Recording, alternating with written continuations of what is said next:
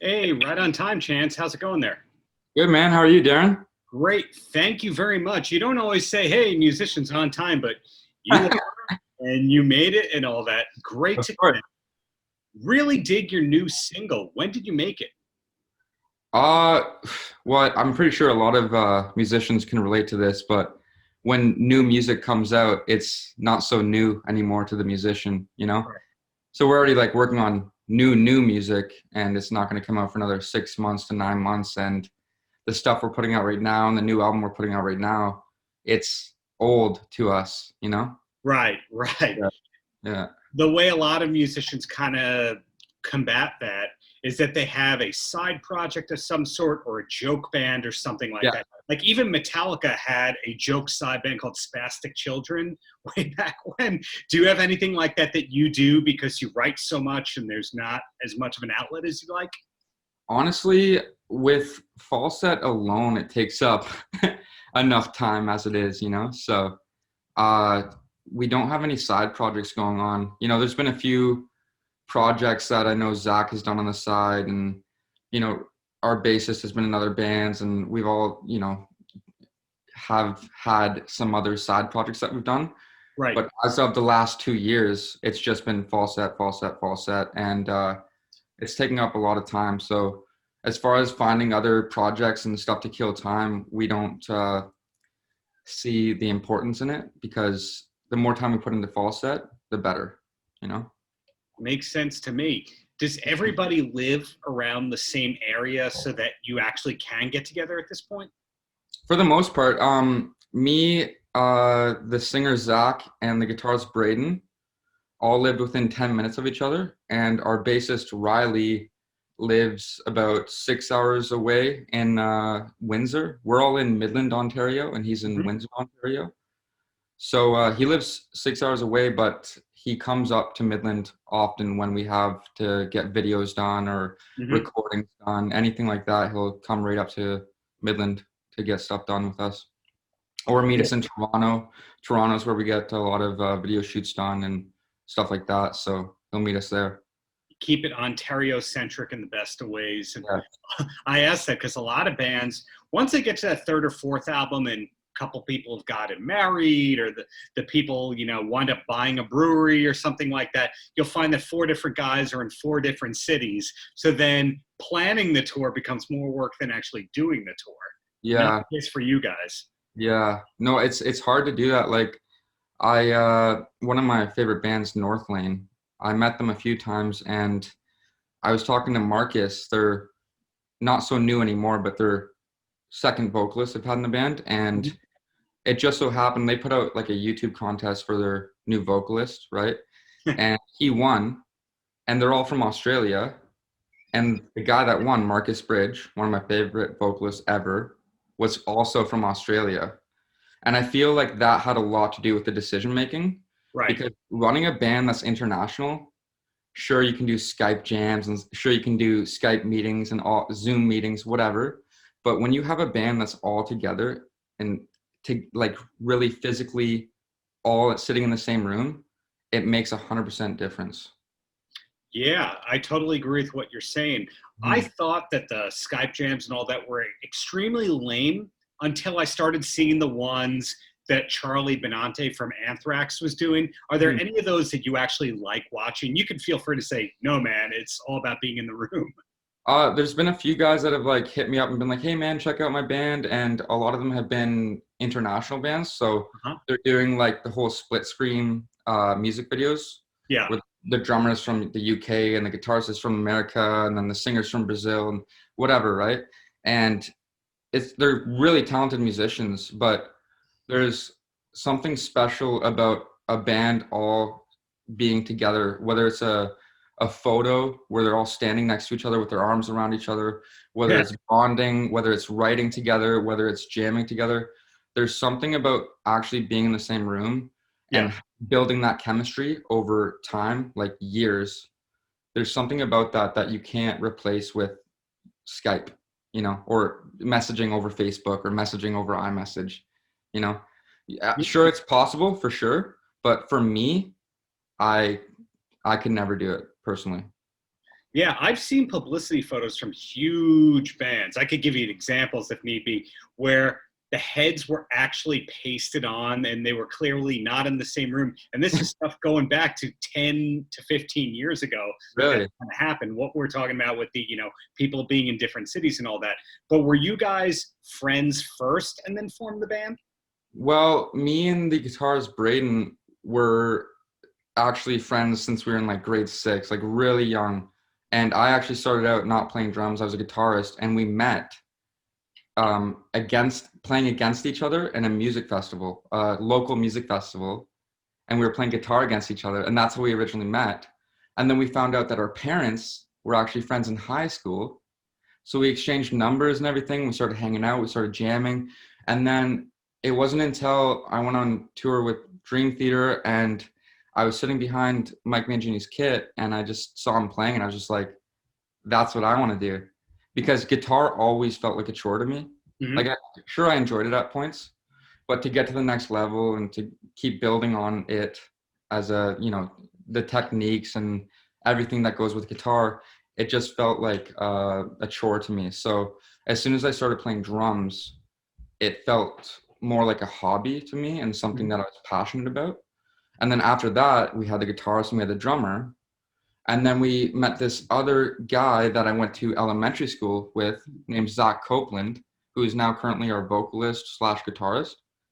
And he just like blew us out of the water with all the solos and how technical he was, all the music theory he knew, all the songs he could write and everything. And then the three of us got together and we went through a lot of different, members, whether it was vocalists or bassists, whatever. We went through a lot of different people. We eventually came across our bassist, Riley Fields. We met him over Kijiji, which is like a Canadian version of Craigslist. Yeah. Right. And he was the perfect fit for the band. And then after a few vocalists, Zach became the guitarist at the time. He was writing all the demos. He writes, most of our music, most of the melodies, most of the riffs and everything. And we're like, hey man, like, why do these demos sound so much better than our actual recordings? Like, what are we doing? And we just took a step back and actually thought about it for a second. We're like, why don't you be the vocalist? And we're like, yeah, right. It was just whatever at the time. But then we actually really thought about it, and we made that switch over. And ever since then, things have been going a lot better. We all feel way more strong about the songs, way more strong about the sound, way more strong about what he's writing, because he's not writing for another vocalist now. He's writing for himself now as a vocalist, right? Mm-hmm. So after we made that switch and, everything came together with all the members after a few member changes, it's been a really positive work environment as far as the band goes. So you said something interesting before that about how you were a guitarist before a drummer. Now, most of my favorite drummers played another instrument first. I think Dave Grohl started off on guitar. Tommy Lee started off on piano. Ben Folds, the piano player, is a hell of a drummer. And I think drums might have been his first instrument. I don't know. But my point is, most of my favorite drummers played something first. Did you find that playing guitar first helped you as a drummer? I feel like playing guitar first helped me theory-wise, with notes and the whole, everything that goes with, theory as far as music.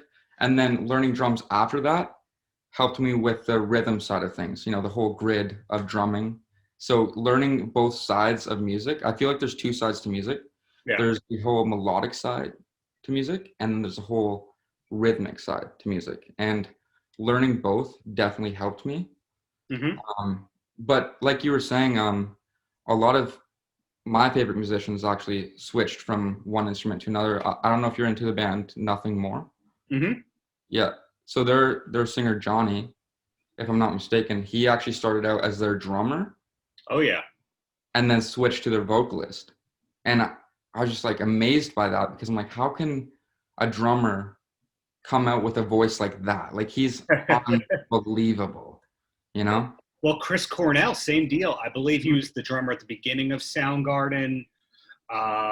Phil Collins I mean, whether or not you love prog rock, I'm sure you do like prog rock, given your roots and all that. But Phil Collins, that's one hell of a voice. Singer Three Doors Down played drums on the first record. Mm-hmm. I think that it's more common than you think that the drummer can sing while they're playing. Can you sing easily while playing? Not at all. The fact that drumming, with most beats, there's not four limbs doing different things. Yeah. There's two different things going on most, like the average amount of the time. But with four different limbs doing stuff already, to add a fifth element into that is hard enough. Because even guitar, a lot of guitarists I've met, which they're only doing like two limbs, like a strumming hand and a picking hand. To add a third element to that, which is singing, that's really tough for some guitarists, right? So for a drummer to sing over their drum parts is just, it's mind-blowing to me. And actually that's how my dad started to sing. He was a drummer in a band in high school, and he started singing at the same time. So he would have a mic, on a mic stand, and he'd be drumming and just wailing away. And I'm like, how the hell did you do that? Like, I don't get it. But to those drummers that can go out there and sing and drum at the same time, kudos to them, because that's hard. I didn't know that about your dad. That's very interesting. I didn't realize that Dream Theater had multiple drummers in the band at the same time. Yeah. That's very interesting. And speaking of your dad and all that, he's a Canadian vocalist in a band that's synonymous with where I'm dialing in from, Long Island, New York. Did you have any time spent in Long Island in your childhood?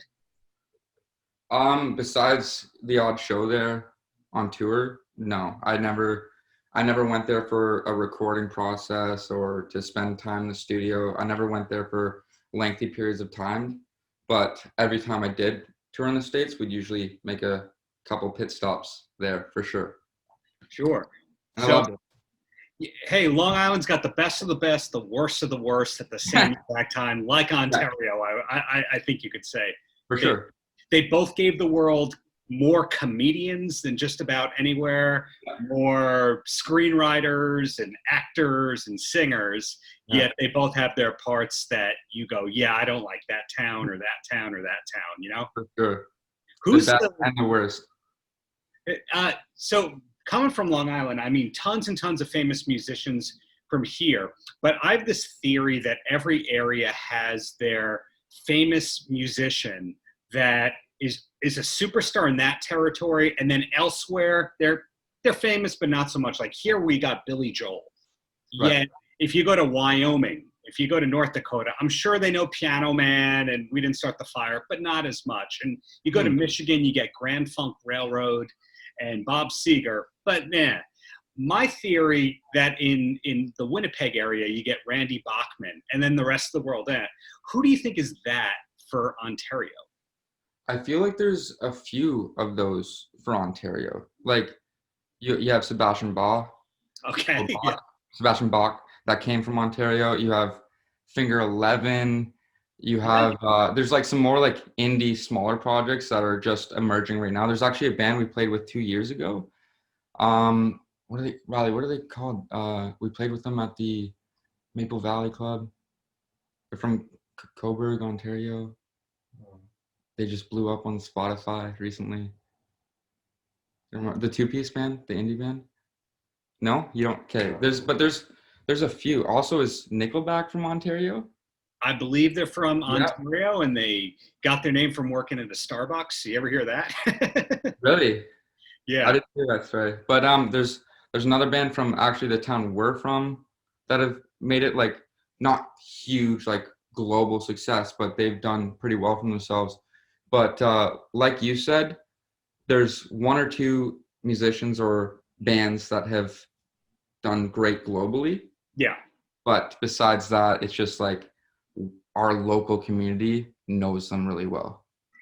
Is it the kind of thing that, of course, Canada, to say the very least, is a very different hard rock and metal scene than the States, in that you'll find that bands can tour 3 months of Canada, playing all these towns that Americans have never heard of. Is it that way for the metal scene as well, or is that just more the folk, country, and singer-songwriter scene? Yeah, no, to be completely honest with you, when a metal or hard rock band is looking at touring, they're not looking at the Canadian market. And if they are, they're usually wasting their time. Unfortunately, that's the honest truth about it all. Like, if you really want to make it big as in that niche market, unfortunately, it's a niche market, you're going to want to get into the States. Because when you're hitting up all these small cities across the whole country, there's not that many metalheads. Because even in Ontario, which I would say probably has the most metalheads, you're not dealing with a huge metal audience. Because even when metal bands come to Ontario, they're not playing the same size crowds that they would be playing in the southern states. You know? I guess that's why Kick Hacks had to leave. Yeah. Well, especially when you compare it to, not only just comparing it to America, right, but when you're comparing it to South America, or you're comparing it to Europe, or you're comparing it to Asia or Australia, that's when you really start to see, like, holy shit, like, there's a lot more hard rock and metal fans in those areas of the world than there are all across Canada. So yeah, it'd be cool to go coast to coast in Canada, but I honestly don't see the reward for the time and investment in that at all. What we want to do as Falset is we want to really get into the States and tour the States. It's not like we're disregarding or ignoring Canada. We just know that it's not worth the time and effort to tour across Canada.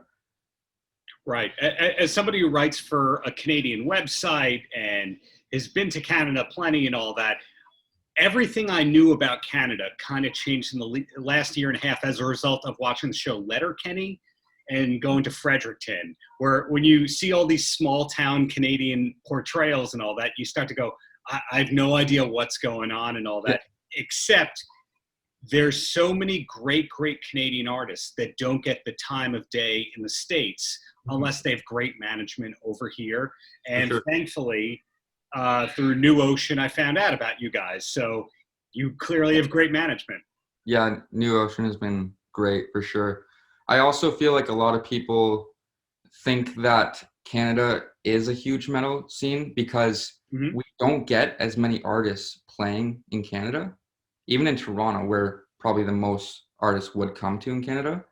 So when we do get those shows and we do get those bands and those artists here, our crowds are like so stoked. They're so big. They're, you know, there's so much energy, right? So people are like, yeah, Canada's like awesome. Like it's an amazing crowd. For sure. You're not wrong. It is, but that's only because we're not getting as many shows as Long Island or California or as Texas or anywhere in the States, you know? Yeah. And that's why we go so crazy at shows. But that's not meaning that we have more metalheads at all. Not just that, but because you guys are nicer than that's why you're going crazy. You're actually showing. I don't know, man. I've lived in Canada my whole life, and I've met a few assholes. Well, just a few. Oh well. 2 quick questions, and then you're a free man, Chance. And the first one is being holed up and quarantined like the rest of us for months. Any TV or film discoveries that you could pass along that you think people should check out? I used to watch this show called Modern Family with my family when I was younger, and I've recently been binge watching that all the time on Netflix, and it's hilarious. I love it. Besides that, me and my dad have been going back and watching all the Star Wars movies from start to finish in chronological order too, so that's been cool because we're both like huge Star Wars fans.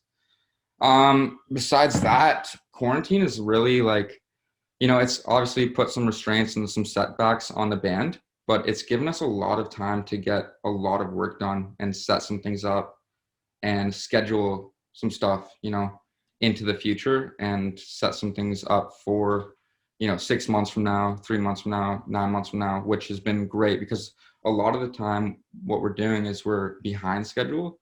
Right. We're rushing. We're always rushing. And the quarantine has almost been a blessing in disguise for us because we've been able to set things up further in advance, which is really a great feeling, getting videos done, getting new mixes done, getting new songs written, all that kind of stuff. Yeah, so it sounds like it's been a good life reset considering everything else going on. Good to hear. So, Yeah. closer, Chance, any last words for the kids? Well, we have some new singles coming out. We have a new album coming out. And after that, we have some covers coming out, some pop covers coming out, and even more singles a few months after that. So lots of stuff. We're just going to be attacking everywhere, and we're not going to stop. So subscribe, follow us, like us, everything like that. As they say, smash that subscribe button. Yeah. Yep. Okay, I'm so glad to hear that there's all that, including covers. I've never hated a good metal cover. So thank you so much for your time, and looking forward to seeing what's coming soon. Keep up the greatness there. Well, thanks a lot, Darren. It's been a pleasure. Pleasure's all mine, Chance. Thank you very much. Cheers, man. Paltrocast.